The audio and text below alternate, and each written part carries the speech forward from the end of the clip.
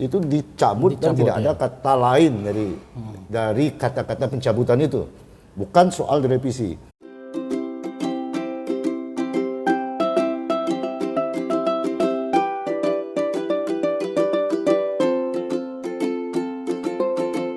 Assalamualaikum warahmatullahi wabarakatuh. Kembali lagi bersama saya Melian Sori di acara Obrolan Rakyat. Dan kali ini saya bersama Bang Aizan Dahlan SHMH, Ketua Konfederasi Serikat Pekerja Seluruh Indonesia Provinsi Bengkulu. Assalamualaikum Bang. Waalaikumsalam. Terima kasih. Terima kasih. Ini Bang Aizan sudah bersedia untuk kemudian mengupdate isu JHT yang kemarin Bang Aizan dan kawan-kawan bergerak ke DPRD Provinsi menolak aturan yang menzolimi pekerja itu. Nah, terbaru Bang, ini saya bacakan biar kenapa dialog ini digelar, karena ada pernyataan terbaru dari Menaker Ida Fauziah, yaitu di financedetik.com. Kami sedang melakukan revisi Permenaker nomor 2 tahun 2022. Insya Allah segera selesai. Kami terus melakukan serap aspirasi bersama serikat pekerja, serikat buruh, serta secara intens berkomunikasi dengan kementerian lembaga. Tegas Ida. Nah, ini di detik Bang. Apa tanggapan Abang? Padahal buruh ataupun pekerja menginginkan itu dicabut. Silakan Bang. Perkembangan terbaru. Ya, terima kasih. Jadi apa yang disampaikan kemarin di dalam sebuah aksi damai itu, yang temanya hearing kita kemarin antara serikat pekerja dengan DPR provinsi dan instansi Nakerteran provinsi, bahwa kita sebenarnya menginginkan tidak ada kata-kata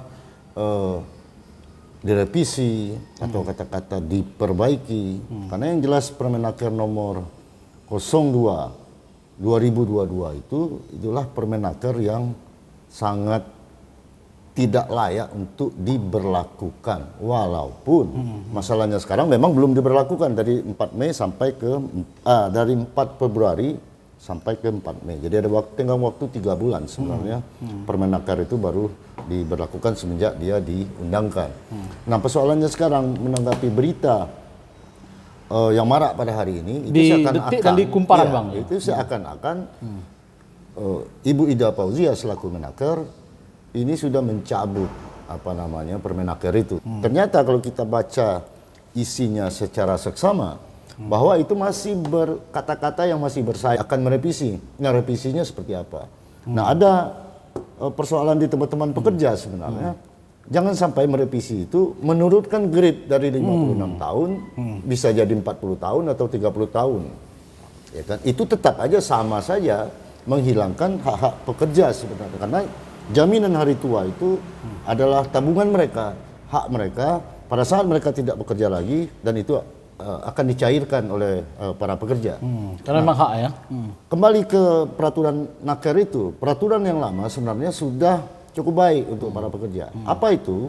Itu di aturan nomor 19 tahun 2015. Nah, itu disyaratkan memang apabila mereka terkena PHK atau meninggal dunia atau cacat tetap, itu tidak lagi ada jedah yang cukup jauh dan cukup panjang bertahun-tahun. Jadi tinggal ngurus administrasi, 1 bulan berikutnya itu bisa dicairkan.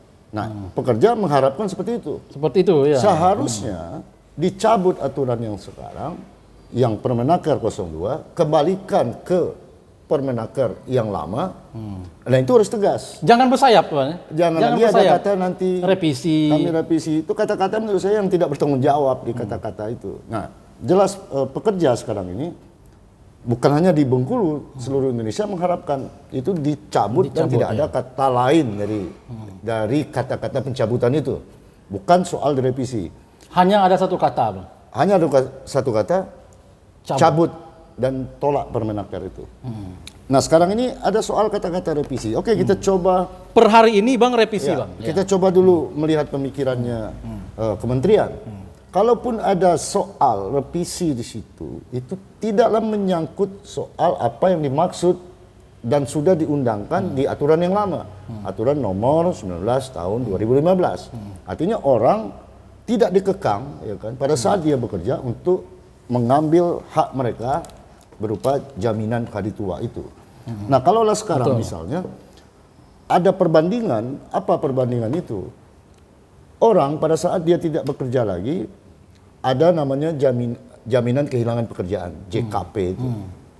Tapi itu tidaklah membuat para pekerja ini bisa memulihkan ekonominya pada saat tidak bekerja lagi dengan JKP ini sangat kecil.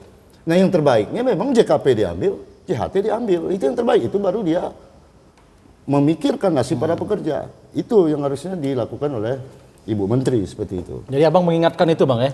Bukan mengingatkan, secara tegas teman-teman seluruh Indonesia tergabung dalam Serikat Pekerja menolak dan menegaskan bahwa Permenaker 02 2022 itu tidak layak, tidak manusiawi ya kan, dan menyengsarakan para pekerja. Menzolimi. Menzolimi dan menyengsarakan. Maka untuk itu kita secara resmi minta kemarin lewat surat kesepakatan, bukan kesepakatan, lewat surat pernyataan sikap bahwa Konfederasi Serikat Pekerja Provinsi Bengkulu minta aturan itu dicabut atau kembalikan ke aturan yang lama, yaitu Peraturan Menteri Tenaga Kerja nomor 19 tahun 2015. Dan tidak bersayap seperti hari ini bang. Revisi, Kalau hari revisi ini ya? Bersayap. Bukan bersayap lagi, Revisi ya. Ya mau terbang kemana-mana judul hari ini. Ya, artinya gini, mestinya yang dilakukan oleh Ibu Menteri itu memohon maaf kepada buruh, pada pekerja, lalu kemudian menegaskan mencabut Permenaker nomor 2 tahun 2002 itu. Harusnya. Iya, walaupun itu belum diberlakukan. Karena belum diberlakukan, berlakunya Mei nanti, ya kan. Memang aturan yang lama masih berlaku. Masih berlaku, ya betul. Tapi ya kan aturan yang dibuat ini akan menyengsarakan, kan? Kalau itu diberlakukan, ya sangat pahit bagi pekerja. Nah makanya untuk itu tidak ada kata lain. Tidak ada kata lain, tidak ada perbandingan lain. Mau dia soal JKP, ya kan, jaminan kehilangan pekerjaan. Kalau sekarang kan itu yang disodorkan oleh pihak-pihak yang mendukung Permenaker 02 ini. Ada soal JKP. Nah, jadi JKP itu berbeda, itu adalah uang yang dikelola negara, ya kan, yang dimasukkan, ya kan, ke dalam BPJS Ketenagakerjaan.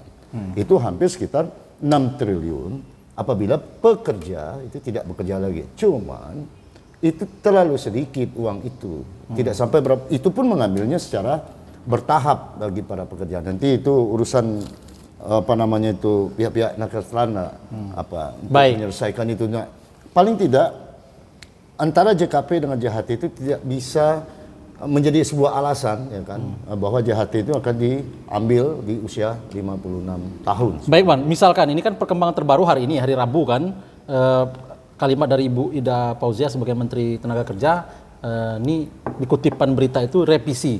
Nah kalau seandainya ternyata beberapa hari ke depan ini dibuktikan direvisi saja itu Permenaker nomor 2 tahun 2022 itu, Bang Aizan sebagai Ketua Serikat Pekerja Konfederasi Serikat Pekerja Seluruh Indonesia Provinsi Bengkulu protes ya Bang ya? Ya, karena kemarin kita sudah protes, ya kan. Ya pasti akan terjadi gelombang, ya kan. Aksi ya besar-besaran seluruh Indonesia ini.